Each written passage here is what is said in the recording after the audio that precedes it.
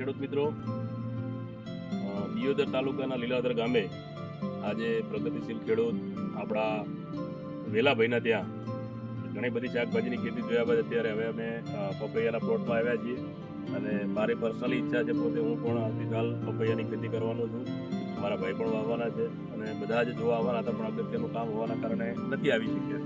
પણ વિડીયોના માધ્યમથી એમને પણ મેં માહિતી પહોંચાડી કે પપૈયા કેવા છે, આનું ઉત્પાદન કેવું મળે છે. તો આપણે વેલાભાઈને પૂછીશું કે આપણે 1 એકર પપૈયા વાવવા હોય તો 1 એકરની અંદર કેટલા રોપા આવે, શું ભાવમાં પડે અને પ્રોડક્શન વાઇઝ કેટલું બને, કેટલા અંતરે વાવેતર કરવાનું. નરેશભાઈ, આની અંદર એવું છે, એકરની અંદર મિનિમમ 800 રૂપિયાનું તમારે રાખવાનું અંદર. હવે શું તમારી જમીન વધારે પડતી સારી હોય મજબૂત તો થોડું અંતર થઈ જાય છે 8x5. નોર્મલી અમે અહીંયા જે થાય વાવેતર એ થાય છે 7x5. 7x5 પ્રમાણે અમારે 800 થી 900 રૂપિયાની ગણિત બેસે છે. રોપા દીઠ તમારો તમે જો ખર્ચો કરો તો પાયાથી લઈ અને છેલ્લા સુધી રોપા દીઠ 100 રૂપિયા આવે છે. તો તમે એકરમાં મિનિમમ 80,000નો ખર્ચો તમે ગણી લેવાનો. પણ તમે જો એના સામે ઉત્પાદનની વાત કરો છો તો એક પ્લાન્ટ મિનિમમ હું તો એવું કહું છું કે 60 કિલોથી કરીને 120 કિલો આવે છે. પણ આપણે વધારે આપણા આપવાથી ખેડૂત વધારે હિસાબ મારીને વધારે પૈસા વાળો થાય એના કરતાં એવરેજ તમે 60 કિલો પણ પકડો ને તો પણ એક પ્લાન્ટ તમને મિનિમમ રૂપિયા આપે છે 700 આસપાસ. હવે તમે તમારી રીતે હિસાબ મારી નાખો, એકર મિનિમમ તમારે 5 લાખ રૂપિયા એના સામે એનો તમે જે ગણો છો ગણિત એના સામે એનો ખર્ચો થાય છે 70,000 થી 80,000 પ્લસ કે આમાં તમારે ભાગ્ય રાખવાની માથા એ તો ઠીક છે વેલાભાઈ, તમારી જોડેથી આનું પ્રોડક્શન વાઇઝ જો જાણવા મળ્યું બહુ સારી બાબત છે.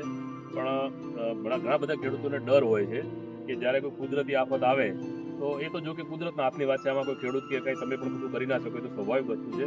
પણ તમે આટલા વર્ષોથી પપૈયાની ખેતી કરો છો તો હું તમારી જોડેથી એ વસ્તુ જાણવા માંગુ છું કે સપોઝ કે પાળા કેવડા ગાઈડ કરવી, પાળામાં તમે શું નાખો છો, નિરંતર નાખવું પડે છે કે શરૂઆતમાં જ્યારે વાવીએ છીએ ત્યારે બેઝલ ડોઝમાં જે આપવાનું હોય છે શરૂઆતના પાયાના ખાતર તરીકે એ જ આપો છો કે વારંવાર એને કંઈક આપતા રહો છો? લિક્વિડની વાત નથી કરતો, જ્યારે પાળાની અંદર જે આપણે બેઝલ ડોઝની વાત એની અંદર નરેશભાઈ એવું છે કે સ્ટાર્ટિંગમાં અમે જ્યારે લાવો ત્યારે ફ્લેટ આપી દઈએ છીએ. આપણે જે દેશી હોય ને ખાતર તે છાણિયું, પણ તે તમે એવું આપવાનું કે જે ખરેખર છાણિયું હોવું જોઈએ. એમાં તમને ખબર જ છે કે છાણિયામાં શું હોય. એ તમારે 1 વીઘાની અંદર ટોલી જાય 3 ટોલી આપવાનું. પછી તમારે 7x5 એનું ચેક કરવાનું વાવેતર. છોડને જ્યારે 3 મહિના થાય ત્યારે એને ફૂલ આવવાનું ચાલુ થાય ત્યારે આથી ફરીથી એકવાર આવશે બેસલ લઈને તમે NPK અને પ્લસ આર્યું જે આપણે ગાયનું છાણ એ જ આપવાનું છે. એના પછી તમારે લગભગ અંદર બેસલ આપવાનું નથી. ટૂંકમાં એ તમે જે કોસ્ટ ગણો ને તો અંદર રોપાનો ખર્ચો, છાણિયા ખાતરનો ખર્ચો, દવાનો ખર્ચો બધું થઈને 100 રૂપિયા થવાનો.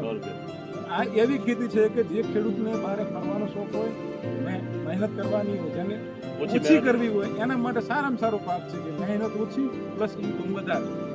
તો આજે વિવિધ પાકો જોયા અને વેલાભાઈનો સ્વભાવ પણ ખૂબ સારો છે, ખેડૂતોને ખૂબ સાચું અને સારું માર્ગદર્શન આપે છે. એ વાતનો ખૂબ આનંદની લાગણી અનુભવું છું અને બધા જ ખેડૂતોને વિનંતી કરું છું કે એકવાર તમને જ્યારે પણ સમય મળે ત્યારે વેલાભાઈનો કોન્ટેક્ટ કરી અને એમની બધી જ ખેતી જે આ પપૈયા છે, ચોળી છે, લાલ તરબૂચ છે, પીળા તરબૂચ છે, ટામેટા છે, તુરિયા છે, ભીંડા છે અને ઉનાળુ મરચા છે, આ બધા જ પાકો અત્યારે ખૂબ સરસ ગ્રીનરી સાથે ઊભા છે. તો જ્યારે પણ સમય મળે ત્યારે અચૂક વિઝિટ કરજો. જય હિન્દ, જય ભારત માતા.